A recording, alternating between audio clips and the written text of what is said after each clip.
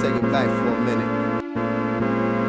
PS3 gon' get it, then he gon' flip it, then P gon' get it, and he gon' rip it, cause we so vicious, the beat goes with this, fat like the ass on them East Coast bitches, I mean no disses, I need those kisses, these colorful like the Nemo fishes, sound about as good as a free throw swishing, I spit it so tight cause I need more digits, Long Beach unified like the school district, peace to the misfit team, we mean business, niggas been down with me since knee high, rockin' all white K-Swiss and Levi's. Guest boots, 5411 Reeboks. Was all that we buy, thinking we fly. 95, we was on the karaoke trying to sound like we nice. Now let the beat dry.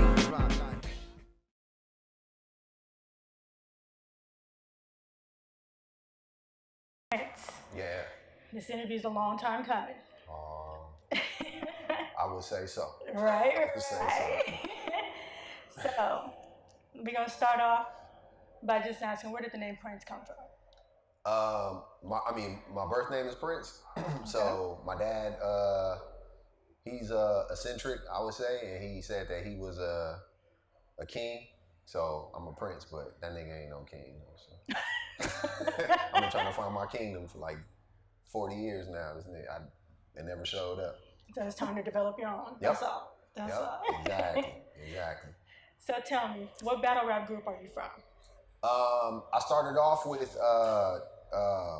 Hypnotics, which was it was comprised of Solomon, Impact, Tyrone, Impact's brother, and Marvell, or Wendell was his real name, but we call him Marvell. And that was the beginning of the Hypnotics or whatever. And then I went from there. From there, I ended up linking up with Porno Style, and then I basically we all just kind of like everybody that was in Hypnotics just kind of like bled into Porno Style. Okay, so that's how you became a member of Porno Style. Yep. Okay. Mm-hmm. Okay. So how would you say growing up in the '90s impacted you musically? In the 90s, the mainstream music was a lot different than it is today. It was very Afrocentric. It was about what was going on. It was very relevant to the times and the conditions that we lived in as black people, I would say specifically, and that influenced me in my real life.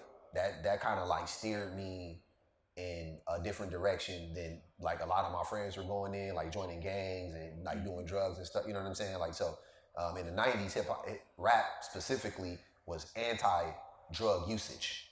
It wasn't telling me to do drugs. It was saying that you're a dummy if you did drugs, right? You can sell drugs, but you never did drugs. So it steered me in that direction, but. So musically, it impacted me to want to, like, when I wrote, I always wanted to talk about what was going on around me, right? Like everything I ever talked about or whatever, like I always wanted it to be like what was happening in my neighborhood or what I saw, how I looked at the world, or whatever. It was, I never like wanted to like rap, like fantasy rap, or you know what I'm saying, or tell like somebody else's story. I was always like, okay, like this is what I'm going through. Like I'm gonna talk about what I'm going through, right? That would be the lyrics, I would say, but the actual music itself, like the beats and like that type of stuff, that was influenced by like the 70s and the 80s. You know what I mean? Like the 90s didn't really have anything to do with that. That's the true artistry music right there. Yeah, I was listening to like classic rock and stuff like that when I was 13 years old to 12 years old. Like me and my brother were like the only two people that listened to like the Beatles and Creedence Clearwater Revival and stuff like that. So I was like really into that stuff. So when I made music, it just all of that kind of like came out. You know what I mean? Like I was like, oh, okay, so you don't have to be like this, like whatever way that was. Like, you don't have to just be P-Funk. You don't have to be, you know what I mean? Like you could, like there's other elements to music. So that helped me as well. Okay. Now, when you think about the Long Beach rap scene, and the battle rap scene. Everybody thinks of the east side of Long Beach, but you're from the west. Yep. So with that being said, do you feel like you had to take the west side of Long Beach and put it on your back and make a statement? No, I didn't because a lot. I wasn't, as much as I love the West and as much as it's a part of me, I never felt like I was repping for the West. Okay. I left that, I always left that like to the side, you know what I mean? Because I was like solo. When I moved, I went a lot of places with, I used to go a lot of places with Saul mostly, Solomon. But when we moved, it would just be us. And Saul did beats mostly. Like he was a beatboxer.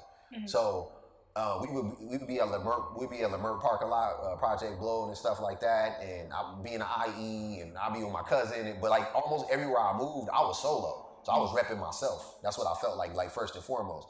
And then I was repping Hypnotics, or I was repping PSC. But like I never felt like I had to do anything for the West specifically. Okay. You know what I'm saying? Like I rep in my music, I would rap because that was like my music. But when I was battling, I didn't.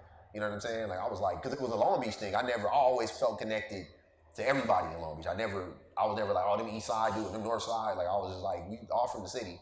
You know, like I played football with this dude. I played basketball with this dude. You know, so it never like imaginary lines and size never mattered to me. You know what I mean? Like even to this day, that's not who I am. I'm always like, yeah, no, you from the city, like let's get it going. You know what I'm saying? So it just never affected me in that way. Yeah, I think the North, South, East, and West thing became more of a thing later on. Oh, definitely. Later on, that's for sure. Oh, definitely. I think at the time, I even think at the time it was probably more relevant too, but not for me. But you're right, it became way more relevant now than it was back then. Because really back then it wasn't really, nobody was really on. Like I said, we were repping cliques. Like our thing was the clique. You know what I'm saying? Like we repped our clique, so it was like PSC. It was dynamic. It was all nighters. It was like that was like what we did the most. I can't ever really remember being in a battle and somebody being like repping the side, making that like you know what I'm saying? Like it just never, it just never happened. It just wasn't. Yeah, it just never happened. Honestly. So as a battle rapper, can you say that you ever took a loss? Oh yeah, definitely. I lost the first battle I would say like where I was like, all right, like unequivocally I just got beat was when I battled Hitman to get put on a porno style, because that was what we did. Like that was how we got put on. I mean so battle rap is really aggressive. Hip hop is aggressive in general, or it can be, or I don't know about now, but I know back then it was very aggressive. And we grew up in gang culture. So everything we did was kind of like modeled after gang culture to a certain extent. It was like we had cliques were like gangs, right? They were non-violent though, but cliques were like gangs. We instead of shooting and fighting, we was rapping and battling and freestyling, and that was our thing. So it was like, all right, cool. You want to get put on, you want to be initiated into our clique. You got to get. How else would you do it other than battling? Right, like you don't fight to get onto a rap group. You let me see your talent, right? If you was a singer, they want you to sing, right? So we battled, and that was like the first time I could say, like I was like, wow, this dude is like actually better than me. Like I was like literally, and at that point I had already had 100. You know what I mean? I battled a bunch of people, but then the first time when I battled H.I.T, I was like, oh wow, this dude is like good. So what was that feeling? What did you take away from that? Like I'm in the right place. Okay. Like I'm not the best person. I could learn from this person, and I always liked being challenged. Always liked, nobody knows if they truly are, but I'm just how you feel. I don't like feeling like I'm the smartest person in the room. I don't like feeling like I don't like being like a big fish in a small pond. Like I like being, I like being around a bunch of motivated people and a sponge. I'm a sponge in that respect, and I like bouncing. I like feeding off of people and stuff like that. So when I battled H.I.T, I was like, damn, like this is like the first cat that challenged me. I'm gonna get better. Like if I stick with him, I'm gonna get better. You know what I mean? Like so that was my whole thing, because I just wanted to be the best. Like that was my whole goal. Was nobody's gonna be better than me. And then I met somebody that was better than me, and I was like, okay. But then But then I attributed that to like, oh, he's older than me. So I rationalized it in my brain. It wasn't like I couldn't even accept it to be like oh, he's just better than me. I was like, yeah, he's better than me, but he's older than me. You know, it wasn't, you know, like if him and I were the same age, I would have made up some other excuse, I'm sure, because I couldn't believe that somebody was just better than me at that. I was just like, damn, I do this every day, and there's somebody else that does this and he's better than me. So, but yeah, he was the first person I could say, and to my knowledge, he's the only person I could say unequivocally why I would be like, yeah, he beat me. Like just straight up, it wasn't like he like annihilated me or nothing, but he definitely, I walked away thinking like, okay, yep, you got to get better. If you want to challenge him, you know, you got to get better. Okay.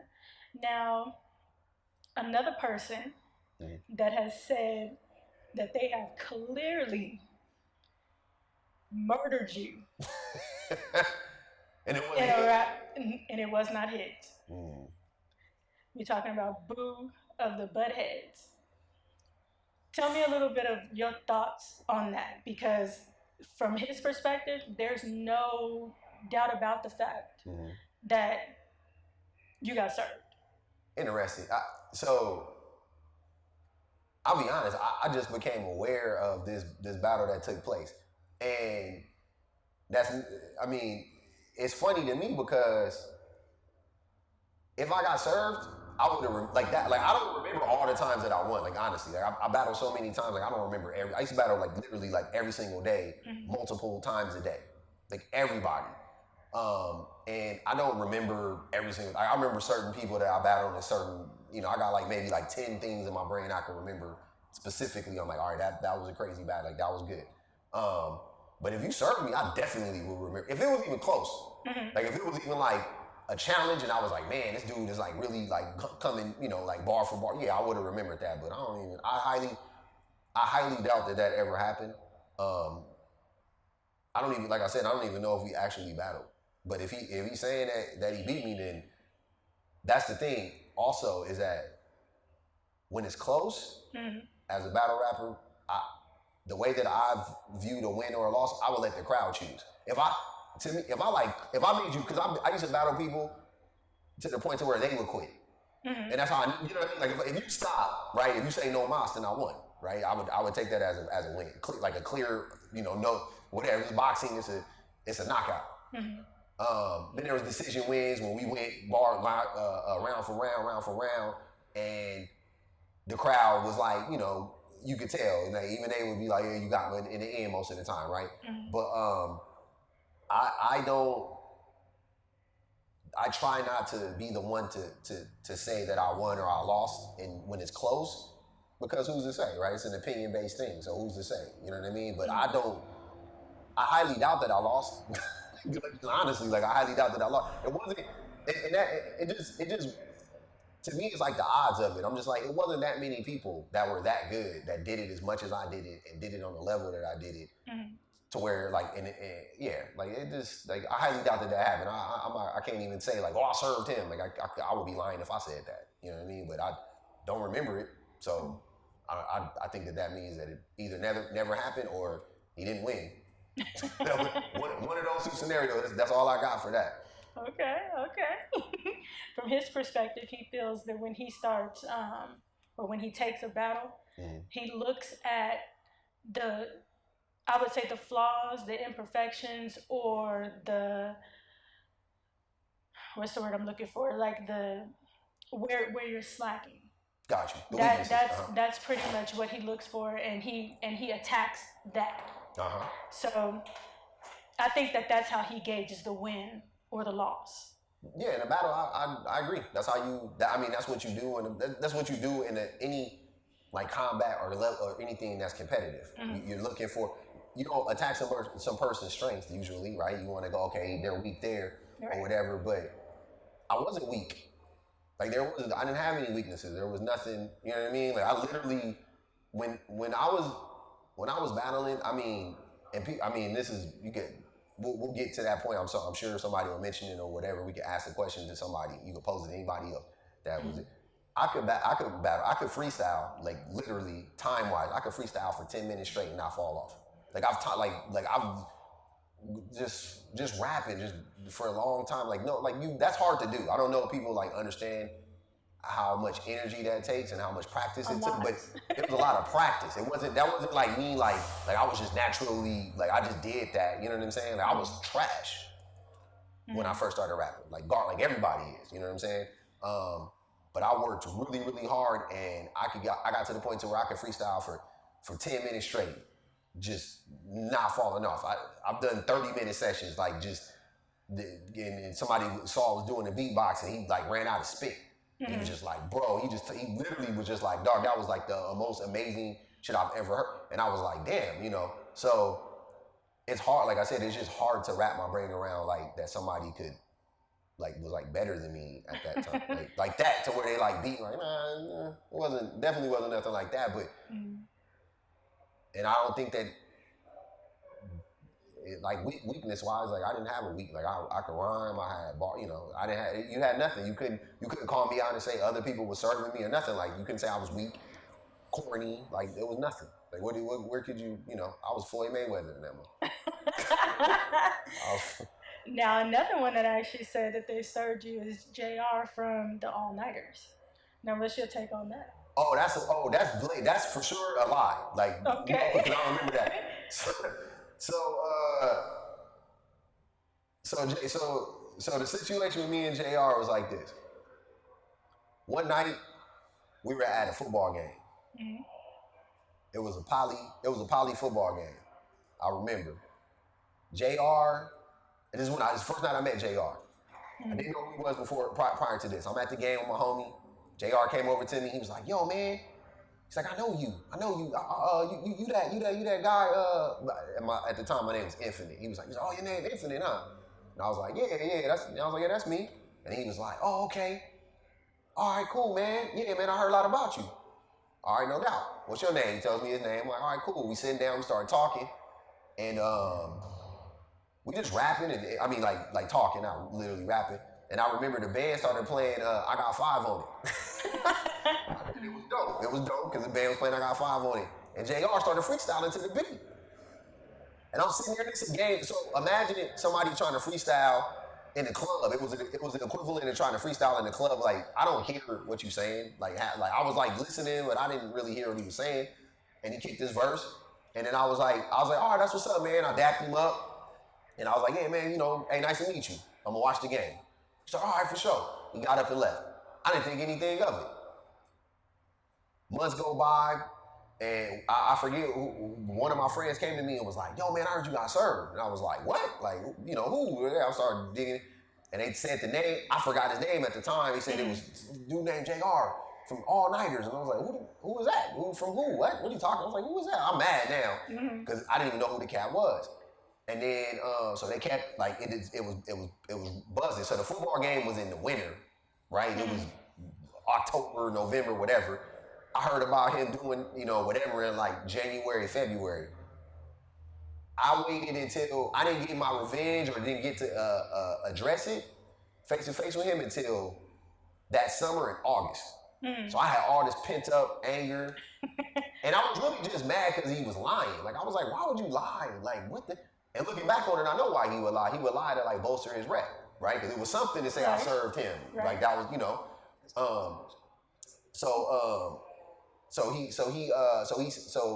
I ended up meeting up with him at this camp we went to called Quaker Meadows. Mm-hmm. I wanted to battle him before we got on the bus. We was getting on the school buses to go to Quaker Meadows. I wanted to battle him before we got on the bus, and Hit was like, "Nah, save it for the camp. Save it for camp. Save it for camp." I was like, all right. And the ride to camp is like 6-7 hours. So I had all this time, but this 6-7 hours was like torture. I'm ready to go. I'm back in there, and I can see him, and I'm like, this motherfucker just lied. Like, I'm like, he just lied. Like, who the fuck lies about? Because I would never lie about a battle. Like, if I lost, I lost. If I won, it is what it is. If it's close, it's close. Maybe I'll say I won. You know what I mean? Whatever. Fast forward, we get to the camp. As soon as we get off the bus, we unpack our stuff, do our little thing, we have a little meeting, and then we go back and we start and we get to it. And we started freestyling. We got into the battle, and I promise you, he quit. I made him quit.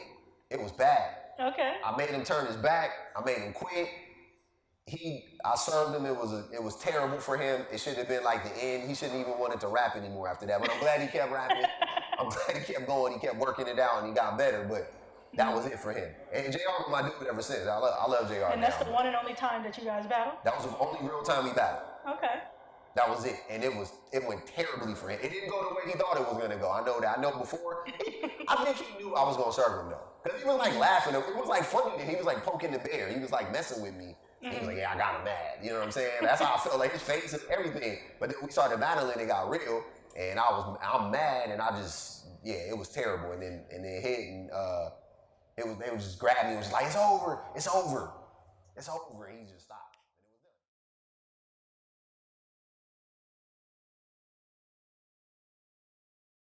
Me and Hit are like Steph Curry and Kobe type shit. Like when we get hot, like nobody can get hotter than us. You know what I'm saying? So if like whoever it was, like so on their best day, on our best days, which I would, like you said, we in our primes and we all link up and everybody on their best shit, then for sure we would win.